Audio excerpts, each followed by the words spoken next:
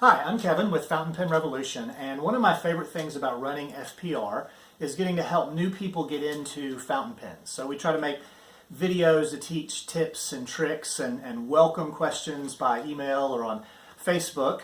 But one common email I get starts with the phrase, "This is probably a silly question, but." And what follows the but is always a perfectly good question. It's just probably from somebody who's a little bit new to fountain pens, and I enjoy answering those questions. So this made me think it might be good to make a video series just to address some of the fountain pen basics. Things like, what's a fountain pen and how is it different from other pens? And what are the parts of a fountain pen and filling them and maintenance and different things like that. So that's what we're going to do. This is going to be the first installment in that video series. And today what we're going to talk about is what is a fountain pen and how is it different from other pens? What are the advantages and disadvantages of using a fountain pen? And what are the advantages and disadvantages of using some of the other types of pens out there? So if you're somewhat new to fountain pens and you want to learn more, this video series is for you. So why don't you come join me at the kitchen table and we'll take a look at some different types of pens. Okay, to help you understand what a fountain pen is and how it works and the advantages and disadvantages, what we're going to do is compare the fountain pen to three other styles of pens. We have a rollerball pen, a ball pen, I'm sure you're familiar with. This, of course, is our fountain pen, and a dip pen.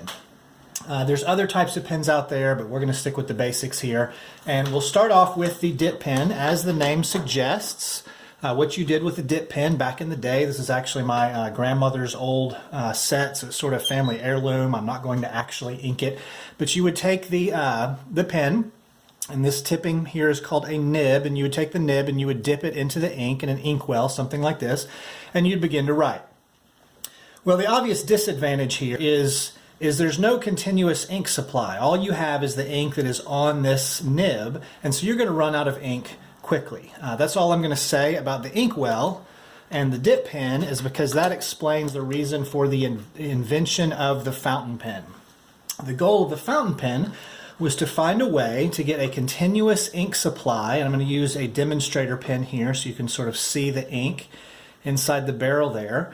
Find a way to get a continuous ink supply to this nib. You can see that this dip pen and this fountain pen have a similar writing tip. The metal part is called a nib.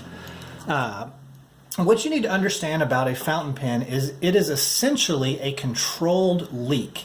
The ink inside a fountain pen is very liquidy. Maybe you can see it sloshing around in there, but it's a water-based ink.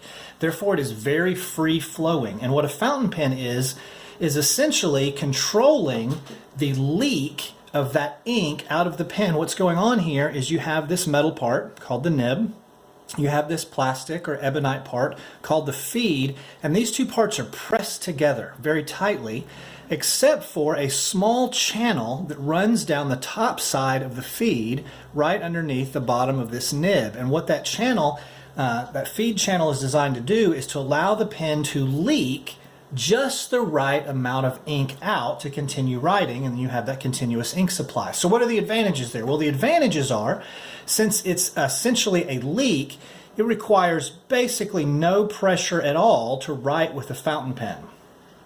All right, this is just the weight of the pen creating these lines. I'm not adding any pressure at all. What's the drawback? Well, since the ink is so liquidy and so free-flowing, you might get, but if I shake this pen, there you go, you might, a little shake, you can get more ink than you intended.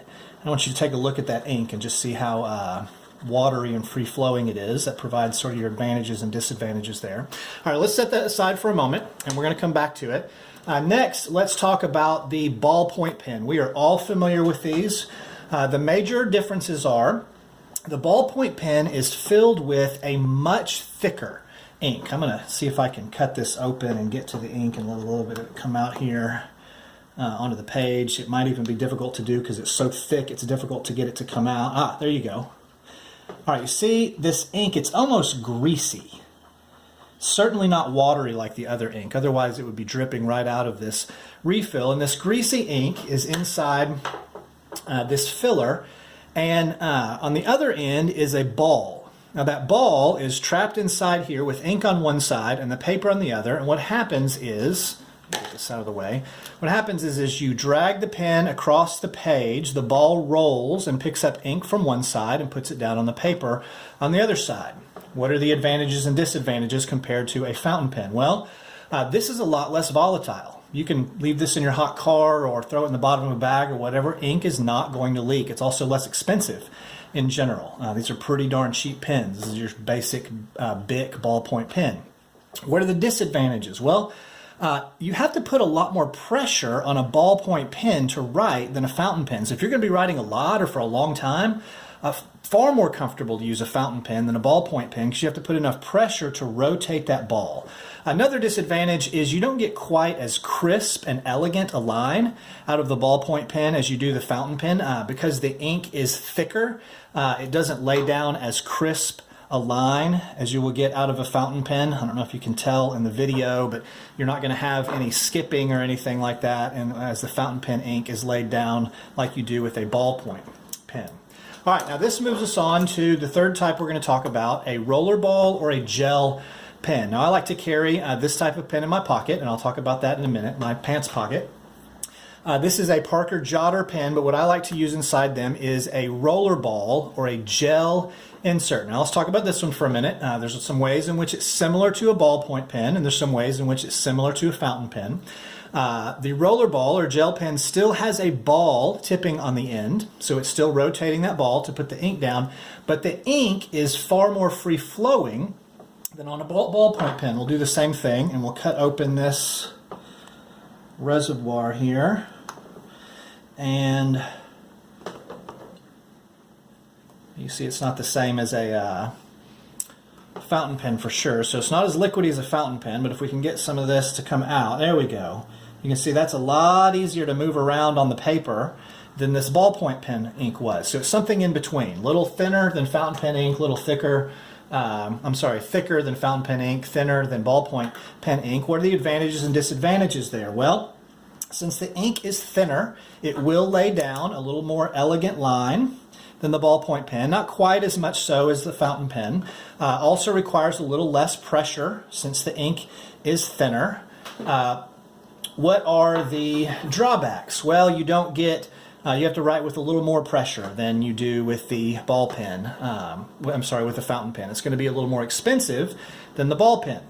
All right, so let's bring them all three back on the table and let's talk about the three and when do I use these three pens and why is it that I'm such a fan of the fountain pen as compared to these other two types of pens. The ball pen, it's the least expensive. You're going to leave a pen in your car, you're going to throw it in the bottom of your bag. This is a great choice, but it's just not very comfortable to write with for a long period of time because of the extra pressure you have to use. So I don't use very many ballpoint pens. When I want to use something like a ballpoint pen, which you'll find me using, is this Parker Jotter or another pen with a rollerball insert. This is what I keep in my pants pocket. Why is that? Well, I've just ruined too many pairs of pants by putting a fountain pen in my pocket. I'd prefer to write with a fountain pen all the time because it's more comfortable to write with, but if I need to carry a pen around and be rough with it, then I go with the rollerball. Now, on to the fountain pen. It requires more care. If I'm going to carry my fountain pen around, I'm going to put it in a roll-up case to make sure it stays upright. I'm going to put it in my bag and make sure not jostle the bag a whole lot. I'm not going to leave a fountain pen in my car. Why is it worth the extra hassle? Well, to me, there's three major reasons it's worth the extra hassle. One is what I described before, the ease with which you can write with a fountain pen. It just flows across the page with very little effort involved. Another huge advantage of the fountain pen is unlimited colors. You know, there's only so many colors you can find in a ballpoint pen or a rollerball pen. There are more colors than probably anybody could count that are available for refill in a fountain pen, so that's pretty nice. Another difference is that I really like is you can get a fountain pen in just about any tipping that you want. You might like really fine lines, or you might like medium lines, or you might like broad lines, or you might like your line to move thin horizontally and thick vertically. Or you might like something like I like. This pen has a flex nib on it, so you noticed I was able to create all of the different lines just depending on the amount of pressure that I wanted to put on the nib as I was writing. So there you go. There's the differences between these four types of pens. and why among them I prefer to write with the fountain pen and how the fountain pen works. If you have any questions, please email us at fountainpenrevolution@gmail.com, and stay tuned for the next fountain pen basics video. Thanks so much.